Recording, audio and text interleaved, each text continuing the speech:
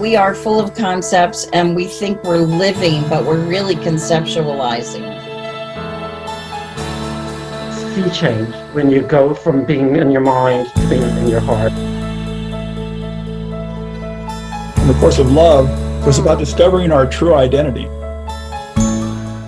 Welcome everyone to our show, Heart to Heart, How A Course of Love is Changing Our Lives. And I'm Lynn Kidd, I'll be your host today. And I would love to welcome our guest for today, who's going to share some heart experiences with us and how A Course of Love is touching his life. So let me welcome our guest for today, Elliott Robertson. Welcome, Elliott. Thank you so much, Lynn, for being with me on Zoom today. It's a pleasure. It's an honor to have you, Elliott. It's always an honor to be with you. So I just wanted to get started, and if you could share maybe a little bit about your personal journey before you came into A Course of Love. Sure. Before my awakening, I was really bitter in my youth. I was also jealous, and I was also feeling not good enough. So that's it in a nutshell, and I'll share a little bit more about that.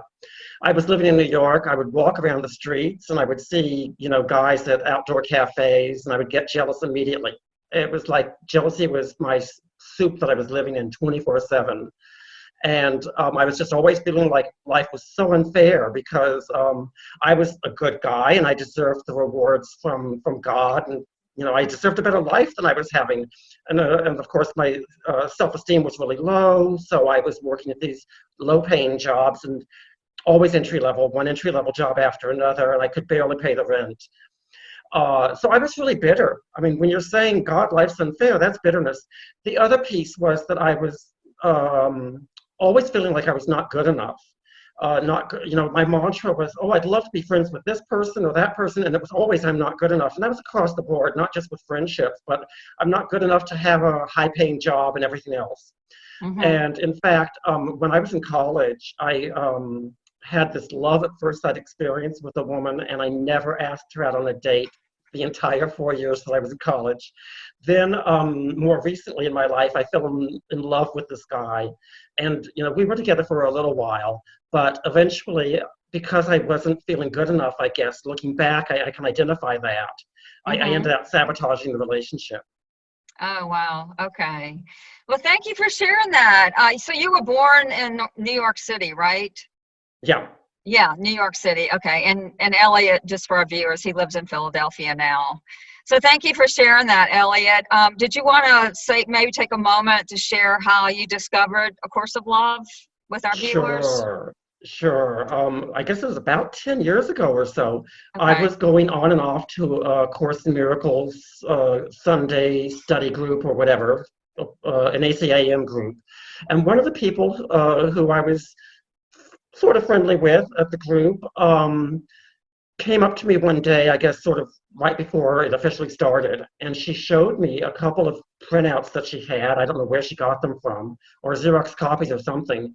And I was reading it, and it just went straight to my heart. I don't remember exactly what it was. I do remember that it had the word love in it a whole lot. I just fell in love with those printouts immediately, whatever pages, whatever passages they were. Mm-hmm. And so the rest is history. I've been in A Course of Love ever since. So really, it spoke to you immediately. It spoke to your heart immediately is what I'm hearing. Yeah, absolutely. Yeah, okay. Oh, wow. Okay, well, thanks for sharing that. And okay, so let's get into A Course of Love a little bit then. That's what we're here for. Yeah. So maybe you could share with us something that's really, speaking to you from A Course of Love right now, something that's really touching your heart, and you can let us know and share what it means for you, and then we'll just go on from there. Okay. Well, I'm happy to share a passage, but first, the thing about my awakening experience with all of the resources and all of the streams that have been feeding my spiritual growth, I feel like what it's all been about for me is hearing the call to be who I am, responding to the call to be who I am. And back when I was in my youth and I was bitter and jealous, I wasn't hearing the call to be who I was. I wasn't really responding to that call. The universe is always inviting us and calling us to just step into our glory and to just be true to who we are and to be authentic, to be true to the image of God that's within us. So that has been the direction that I'm always, interested in going and always celebrating. So having said that, I would like to share one of my many favorite parts of A Course of Love. I mean, my favorite part changes from one day to the next. My experience of the book is always in flux. I think that's true for a lot of people, including myself. It does. It kind of like whatever's you're receiving for that day, it's sort of, it's a movement, ongoing movement. Right. So, sure, go ahead. Sure. The part of the text from A Course of Love that really speaks to what I was just saying is sort of the overall arch for my own spiritual growth and my own awakening, is chapter 4 in the second treatise. And actually, it's the entire chapter, and I'm just going to read a few sentences from it to sort of summarize the entire chapter. Okay. At the very start, 4.3, it says, A Course in Miracles and A Course of Love work hand in hand because the change of thinking taught within A Course of Miracles was a change of thinking about yourself. It attempted to dislodge the ego mind that has provided you with an identity that you but think you are. A Course of Love then followed in order to reveal to you who you truly are. And I really do feel like A Course of Love has been a tremendous help in revealing to me and helping me discover who I am and helping me to celebrate who I am. It goes on to say, being who you are is what you are called to do. You are here asked to live a life as seamless as that of birds of the air. You are asked to live a life where there is no division between who you are and what you do.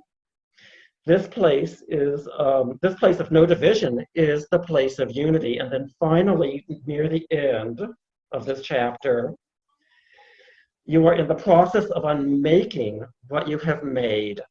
The old structure is coming down so that the new, what might be likened to a building with no frame, can rise.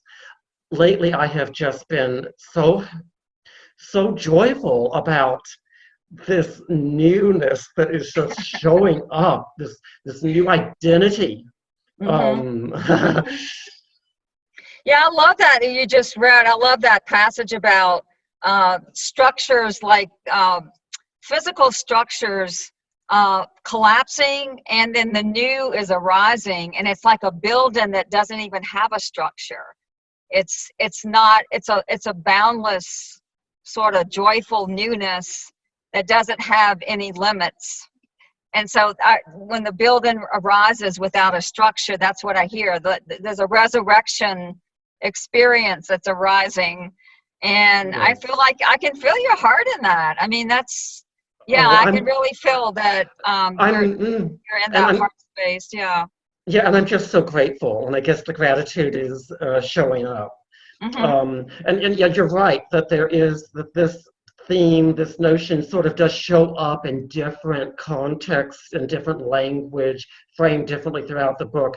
For example, later on in A Course of Love, we encounter the spacious self. That term gets used. Yes. A building with no structure, no frame, the spacious self, the vast spaciousness of being that you are. Yeah, I love that too, and it reminds me of the whole dialogues itself. It's this movement into something that's boundless and unlimited, and there's a freedom there. There's a liberation in that space of just a newness and aliveness and a freshness in each moment. And so I hear that. I love that image too, the building that arises with no structure. And I think also it also says in that same section somewhere about when the old dissolves, the new arises simultaneously. like there's not really a vacuum that's left. When the old dissolves away, the new arises simultaneously. And it's like Beautiful.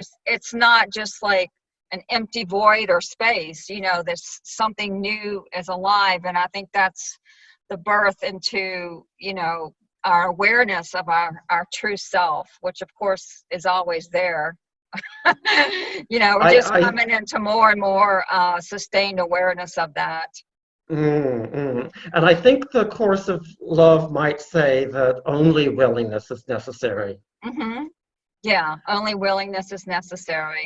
I'm gonna share one more thing that I absolutely Okay, yeah, love sure. about. Go ahead. It's the title, The Course of Love. For years, when I was reading it at the start, I had no idea. It would seem like a cumbersome title, A Course of Love. I didn't get the of. And then at some point, somebody in the Course of Love community shared with me that it's like a house of bricks, and I almost was in tears. It's a Oh, course of love, a house of this, a course of that. It's made out of bricks, I'm out of love. of course, it's made out of love. Yeah, I love that. Well, how do you feel like, you know, with your bitterness, you know, Yeah, I'm bitter free you now. I really am. And I don't experience those moments of jealousy anymore. There was a while when I was in transition, I was catching mm-hmm, myself. I mean, I got mm-hmm, from a point of not being aware of it to the point of noticing that I was doing that and wanting to get beyond it. mm-hmm. And now I'm Okay. bitter free. And I'm Oh, not, oh, I mean, the judgments I used to have, I was so harsh on myself. I thought I was too thin to qualify for a romantic relationship. I mean, now that's pretty harsh. Yeah, that's all gone. oh, And I'd be glad to share a couple of things for new people, if you'd like. oh, I would love that. Yeah, if you have like some suggestions or any kind of words of wisdom for anybody new coming into A Course of Love, that sounds great. Yes, I really feel like there's um, no need to rely on other people to be your authority. Your relationship can be honored. Your relationship with the book can be honored. Your relationship with yourself can be honored. And you don't have to go around wondering, well, I wonder if this person who's been reading the book longer than I have has a better understanding than I do. Mm-hmm, Nobody has a better understanding than you do. mm-hmm, We all have the authority to experience the book in whatever way it speaks mm-hmm. to us. And I'm Yes. sure that I read the book by Alan Watts when I was 17. I don't remember anything about his autobiography except the title. The title is In My Own Way. And I immediately thought, oh, everyone needs to write an autobiography with the title In My Own Way. There must be at least 7 billion religions on the planet. So you can have your own interpretation of this book if you want. Mm-hmm. Yes. Yeah, I love that too, because I think it says that more than once in A Course of Love. The only true authority or the only true interpretation is really what comes from your own heart. So that's great advice. Yeah, you know, it's like, you know, receive it, let the words enter you, and then there's a response that comes. But it's not some kind of conditioned you know, intellectual, agreed upon definition by everyone. It's how it speaks to our own hearts. And one more thing, of course, for all of us to remember is just that the whole point of any scripture is to bring joy and celebration and fulfillment to you. Mm-hmm. So you can just set aside the book and just go for the joy. The book isn't what's important. The Yeah. joy is important. Yeah, the words are just pointers. Yeah. And then what it's pointing us to is really that inner dialogue with our own heart, our true self within, where the heart and mind are joined in wholeheartedness. So that was beautiful. Thank you for sharing that, Elliott. And I think we're probably running up on time now, but I just really wanted to thank you so much for being here today and spending your time with us today. Thank And you so much, also, Lynn. yeah, it's an honor to have you, and a big thank you out there to all our viewers as well.